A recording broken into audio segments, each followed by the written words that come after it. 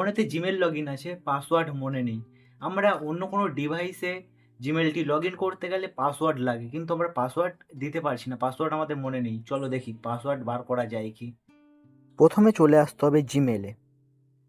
জিমেইলে আসার পর প্রোফাইল বাটনে ক্লিক করব। প্রোফাইল বাটনে ক্লিক করার পর এখানে লেখা থাকবে ম্যানেজ ইওর গুগল অ্যাকাউন্ট। এখানে ক্লিক করার পর সিকিউরিটি অ্যান্ড সিগন ইন এখানে ক্লিক করব। করার পর নিচে একটু নামবো, স্ক্রল করে এখানে পাসওয়ার্ড বলে একটি অপশান দেখা যাবে। পাসওয়ার্ডে ক্লিক করলে এখানে একটুখানি ঘুরে এখানে আমাদের হোম স্ক্রিনের পাসওয়ার্ডটি শো করবে, যেটাই আমরা হোম স্ক্রিনে ব্যবহার করে থাকি সেই পাসওয়ার্ডটা শো করবে। এখানে আমরা ফিঙ্গারপ্রিন্ট দিয়ে খুলতে পারি এবং লক দিয়ে খুলতে পারি, ফোনের ডিসপ্লে লক দিয়ে।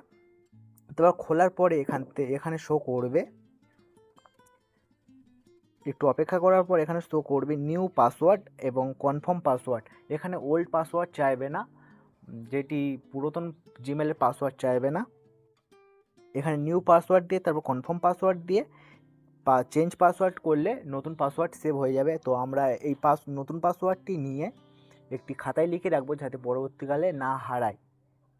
এরকম টেক ভিডিও ভালো লাগলে আমাকে ফলো করুন, সাবস্ক্রাইব করুন টিটি টেচ পয়েন্ট।